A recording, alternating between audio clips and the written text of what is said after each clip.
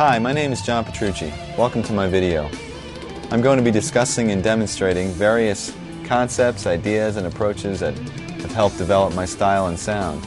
And hopefully you'll walk away with some insight on practicing and songwriting and developing your overall skills as a player. But before we start, let's make sure we're in tune. Here is my open A string. Get that in tune with your A string and then tune the rest of your guitar to that. I'll see you when you're done.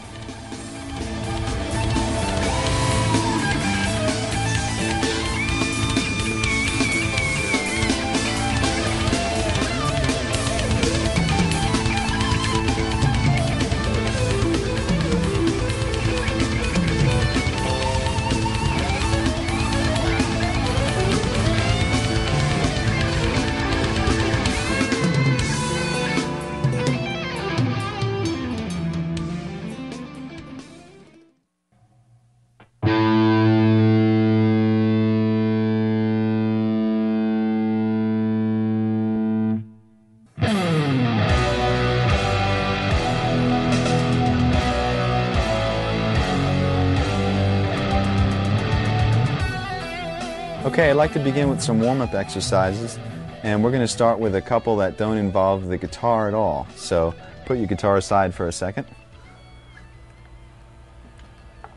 And what we're going to do here is we're going to stretch the muscles that basically are involved when you're playing guitar.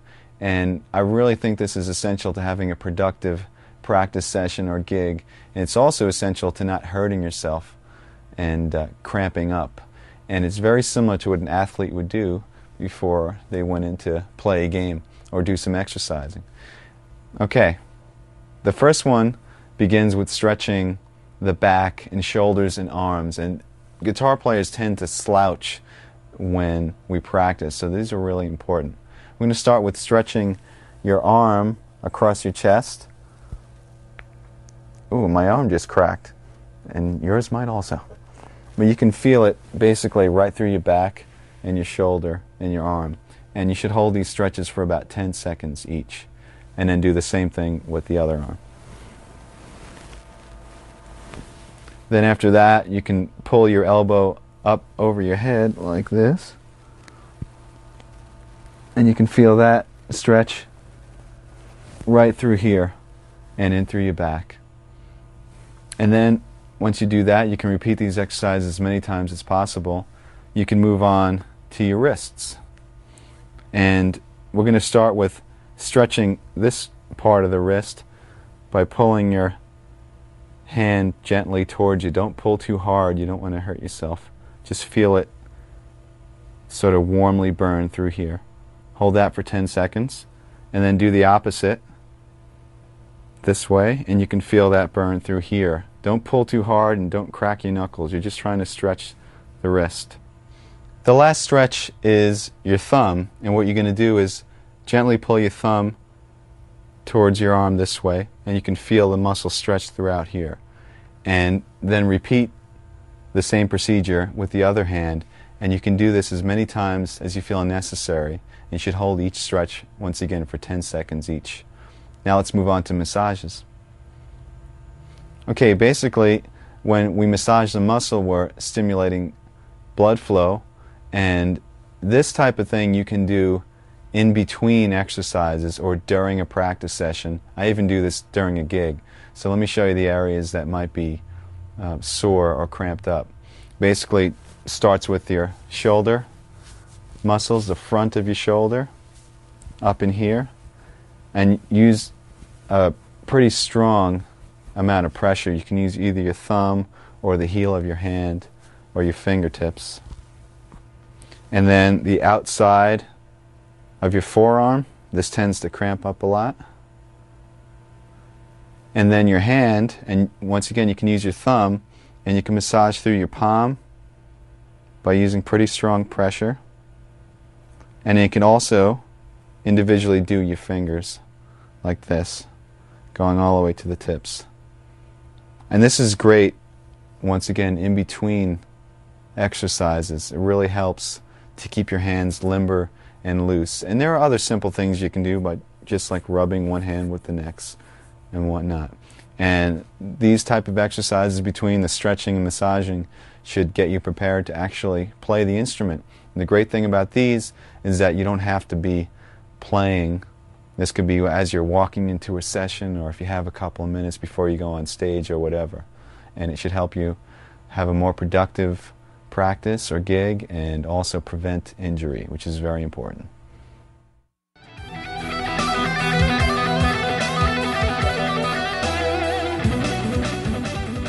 Okay, now I'd like to demonstrate some warm-up exercises as applied to the guitar. So pick up your guitars again.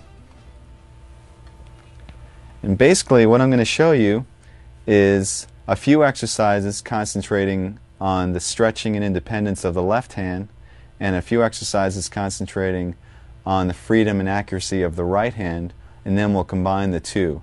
Remember, the goal here is not to develop mega speed, but really just to warm up your hands and get them comfortable so later on we can accomplish some bigger tasks. So first let's work on the first left hand exercise.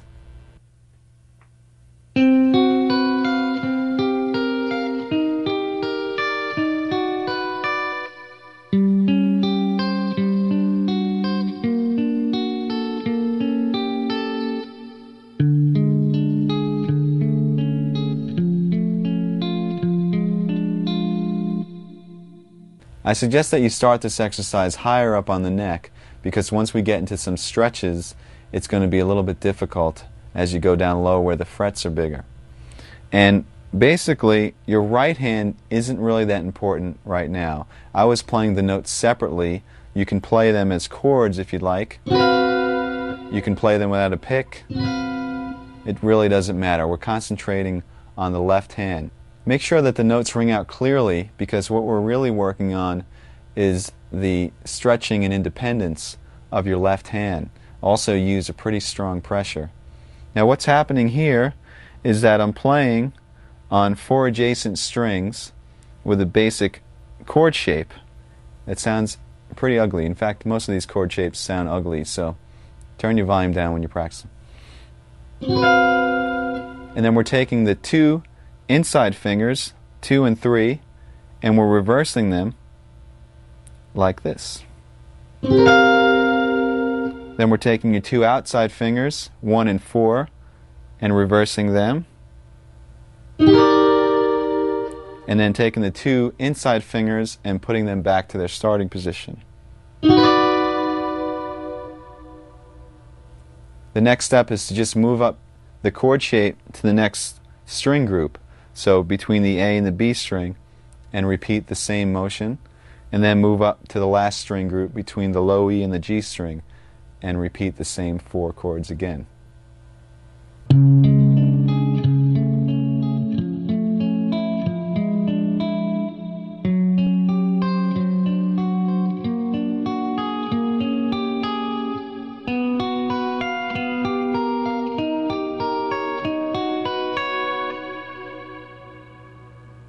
Okay, what I just played is the continuation of the first warm-up exercise. Basically, when you're through, you're going to have a sequence of stretches that continue down the neck. So this is considered part 2. And what I did is I started in our original position, which was between the low E and the G, and we were in the 10th position, and I stretched the first finger down a half step and kept the rest where they were, and did the same sequence of finger moves. So in other words, then reversing the 2 middle fingers, then the 2 outer, and then the 2 middle again, and just continued up to the next string group, and then to the final string group again.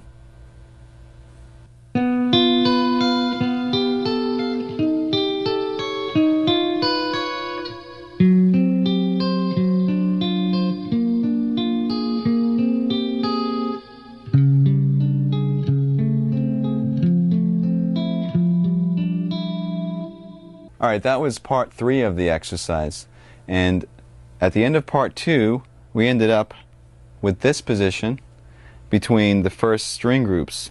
Now what you're going to do is put your fingers back in order, and while leaving your 3rd and 4th where they are, stretch your 2nd down a half step. So we have this shape, and once again continue with the moves all the way up to string groups. Now for the final part.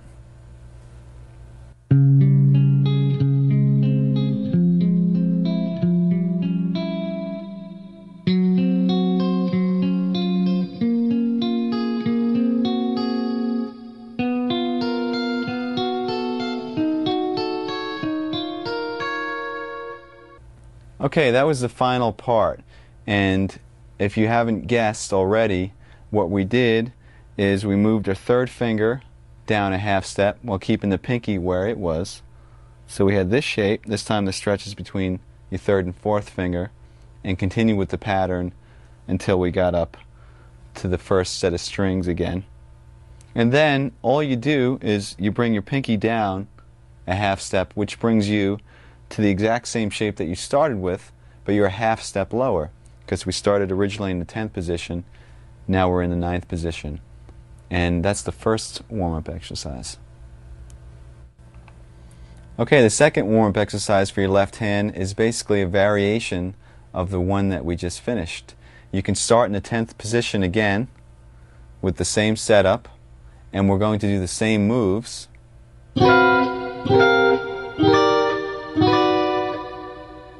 Except this time we're going to do some different stretches with the left hand. And by the way, you don't have to arpeggiate the notes. You can just strum the chords if you'd like.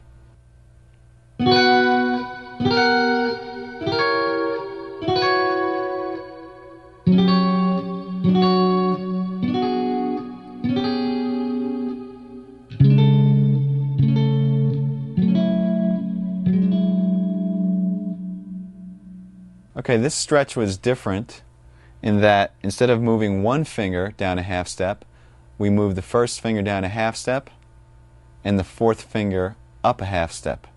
So we have a double stretch between the third and the fourth and the first and the second. And then we did the same exact moves.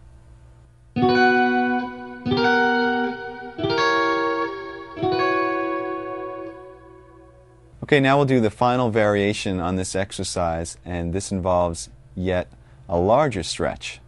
Here's how it goes.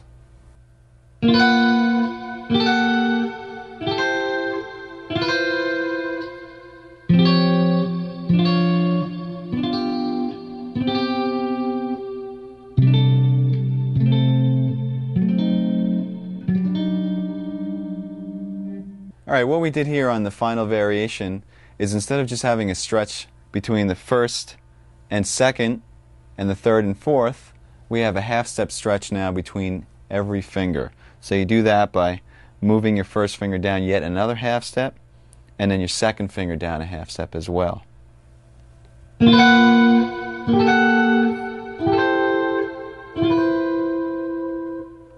Remember when doing these exercises to make sure that the notes ring clearly, and see just how far down the neck you can go by moving downward by half steps. Now, for all you crazy guitarists out there, there is one more variation that involves some super stretches. Remember, don't hurt yourself.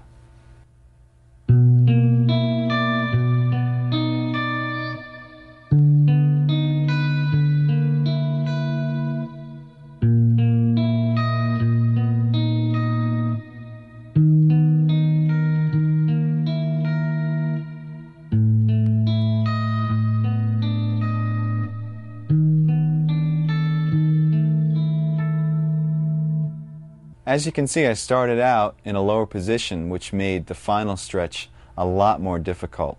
Let me break it down for you now. With this exercise, instead of having all your fingers on adjacent strings, we start with the two middle fingers, 2 and 3, on the two middle strings, D and G, and your first and fourth fingers on the low and high E strings. And then you just continue with the same moves that we've been doing throughout.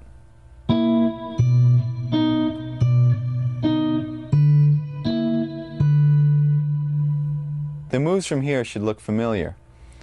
We move the first finger down a half step, and the fourth finger up a half step, and then the first finger down one more half step, and the second finger down another half step, creating a full step between each finger for the ultimate stretch. What I usually do is I play these exercises in sequence, one after the next without stopping. I start on the 12th or 10th fret and work my way down chromatically until I can't stretch anymore. Now let's turn our attention to right hand exercises, and you can give your left hand a rest.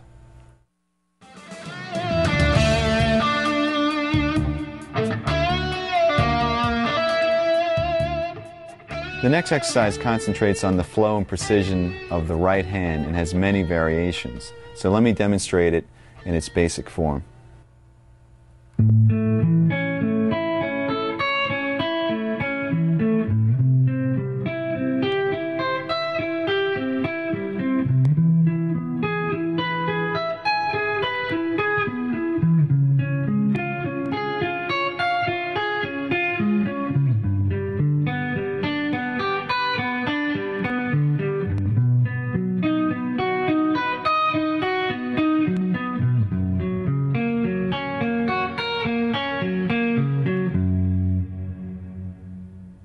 As you just heard, that exercise involved notes that were being arpeggiated intervallically. So let's talk about the left hand shapes that I was going through. It's based off of a major bar chord form with an added third, except you're playing the notes separately. And then we just sort of intervallically disperse those notes. Now that bar chord is moved up through a progression that doesn't make too much sense, but at least makes the exercise a little bit more interesting. It goes A major, C major, E major, C sharp major, G major, B major, and F sharp major. Alright, now let me show you the pattern that we're doing throughout the chord or arpeggio. We're starting on the root, we're skipping a string, and going to the next note in the arpeggio. Then you're going to the second note of the arpeggio, in this case which is E, skipping a string again. Then to the third note of the arpeggio, the fourth. So we have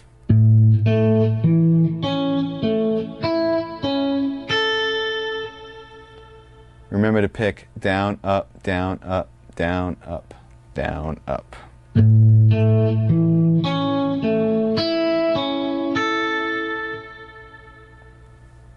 To descend, you start on the added third, which is C sharp on the E string, and skip down to the G string. Then up to the B and skip down to the D. Up to the G, skip to the A. Up to the D string and skip to the E.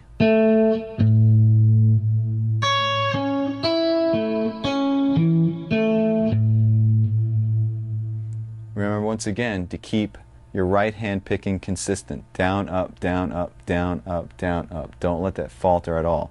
So here's what it sounds like when you combine the two.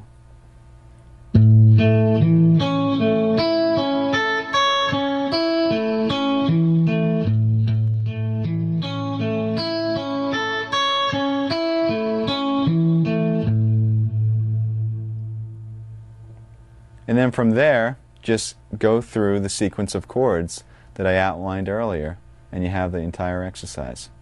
Okay, now that you know the initial exercise, all the variations involve the right hand, and we're going to concentrate on our picking. First of all, instead of starting with a downstroke and using down, up, down, up, down, up, do the same exercise starting on an upstroke and consistently playing up, down, up, down, up, down throughout the entire exercise. That's going to look like this.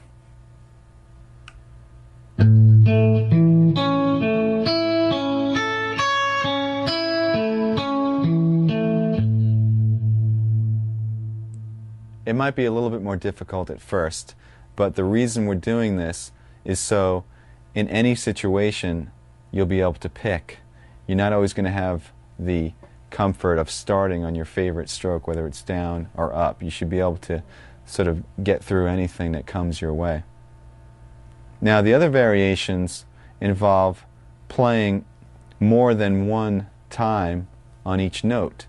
We're going to start with playing twice on each note, then 3 times on each note, and then finally 4 times on each note.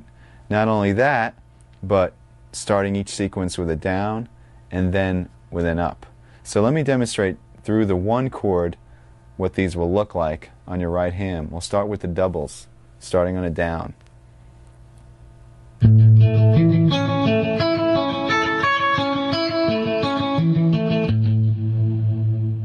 Then double starting with an up.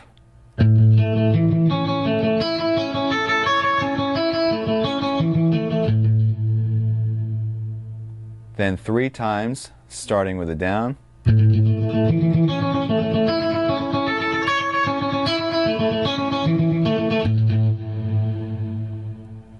3 times starting with an up.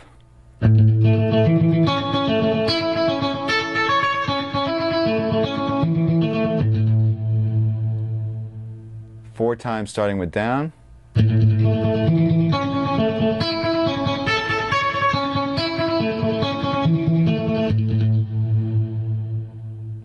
And finally 4 times starting with an up stroke.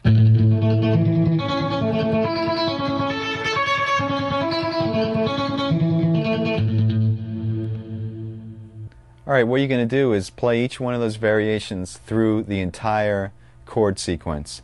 Just remember to keep the notes very even, and also to keep that consistent alternate picking, especially when